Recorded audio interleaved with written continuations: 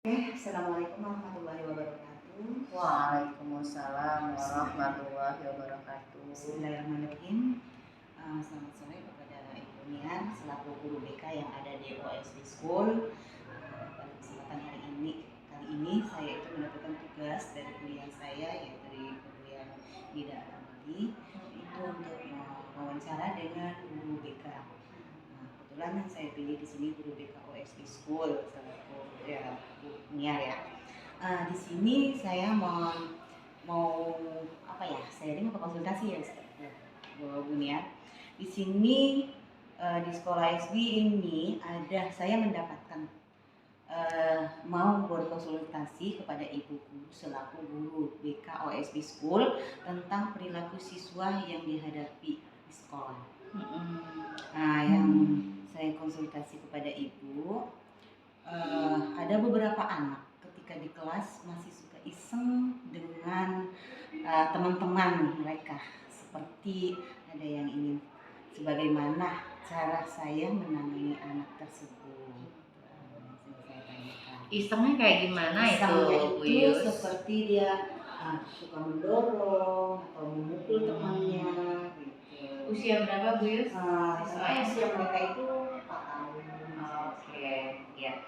Jadi di usia tumbuh kembang itu sebenarnya boleh kita bilang anak itu bukan iseng ya, tetapi lebih kepada dia sedang mencoba-coba ya, sedang penuh rasa ingin tahu ya, anak-anak umur seperti ini ya.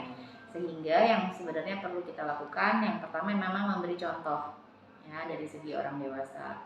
Kemudian yang kedua, kita itu juga menjaga lingkungan, keselamatan lingkungan itu menjadi nomor satu. Termasuk kita tidak membiarkan barang-barang yang kiranya akan digunakan anak-anak itu untuk bermain yang tidak pada tempatnya ya. Kemudian yang bisa kita lakukan juga adalah tentunya kalau kita di kelas, kita membuat seperti peraturan kelas yang dipahami oleh anak-anak. Nah, peraturan kelas yang mudah dipahami anak-anak ini biasanya dengan gambar ya, anak-anak itu senang banget dengan gambar. Ketika kita buat aturan dengan gambar, kita jelaskan gambar itu tentang apa sih ya, lalu bagaimana ya, atau cara lain juga bisa kita dengan melakukan role play. Role play itu bermain pura-pura. Kalau kita waktu kecil zaman saya mungkin main kayak pura-pura main boneka, pura-pura main. Nah, ini pura-pura bermain kalau ada yang kedorong sakit, pura-pura gitu ya. Jadi kita memberikan gambaran kepada anak. Oh, ternyata kalau ada orang didorong itu kita nggak boleh ya, ada orang yang tidak suka karena sakit, karena hal-hal lainnya. Kemudian bisa juga kita lakukan dengan membacakan buku ya, membacakan buku. Di dalam buku itu kita cari buku-buku yang mengajarkan nilai-nilai baik pada anak ya. Kemudian berikutnya hal lain yang perlu kita lakukan adalah kita menangkap basah kebaikan. Jadi ketika anak itu melakukan hal baik, itu kita jangan lupa kita puji, kita berterima kasih. Wah, terima kasih ya nak, hari ini temannya dibantu. Wah, bagus sekali, terima kasih sudah membantu teman. Nah, apresiasi-apresiasi seperti ini membuat anak mengenali kebaikan-kebaikan yang perlu dia lakukan. Selain itu, yang perlu kita lakukan sebenarnya adalah di kedatangan ya. Di pagi hari kita perlu memperhatikan mood anak. Jangan-jangan anak datang ke sekolah sudah dalam keadaan emosi yang berlebihan. Kita perlu bertanya ada apa. Ya, kita perlu mengecek kondisi emosi anak di setiap pagi pada setiap anak. Ini akan membantu kita mengelola anak-anak di kelas. Jadi kita tidak akan melihat itu sebagai perilaku yang kita akan melihat itu perilaku yang mungkin disebabkan karena faktor-faktor yang kita belum tahu, makanya kita harus cari tahu.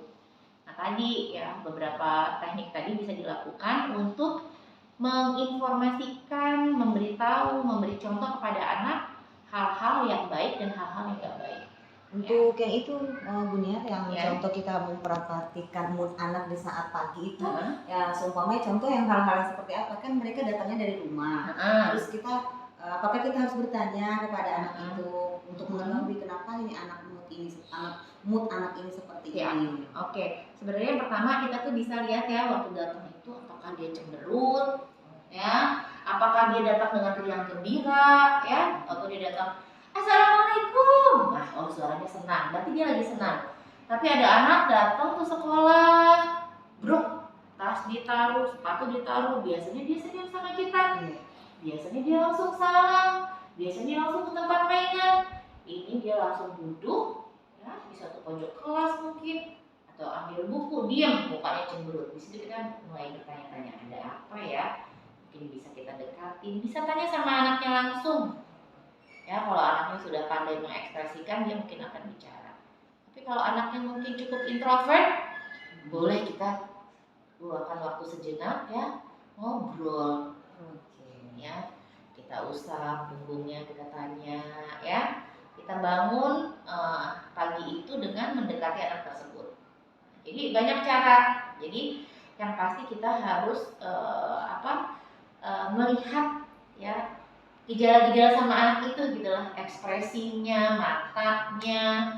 Biasanya dia nggak begitu, ada apa ya, kita boleh nanti kita tanya anaknya. Kalau anaknya nggak jawab sampai pulang dia masih begitu, kita nggak bisa kembaliin kondisi emosinya. Pulang kita boleh tanya sama ibu, tapi hari ini seharian kok kayaknya sedih, kayaknya nggak bergairah belajarnya, ada apa ya bunda ya, mungkin bunda tahu gitu ya.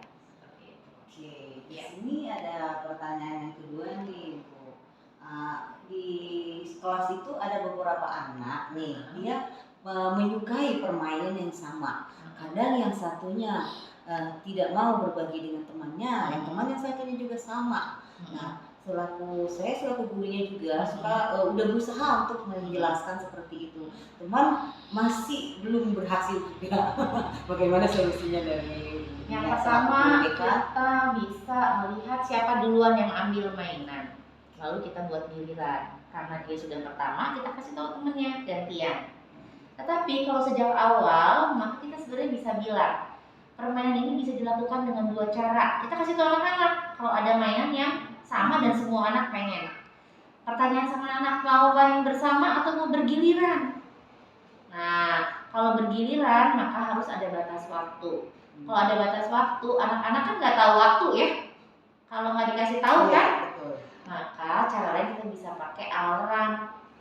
Ya, kita kasih tahu anak-anak nanti mainnya gantian ya. Kalau alarmnya di HP-nya ustazah sudah bunyi, berarti gilirannya A selesai, harus gantian ke giliran B. Gimana? Setuju? Jadi kita juga mengajak anak bersepakat. Nah, di sini anak belajar tentang aturan, bahwa segala sesuatu itu ada caranya.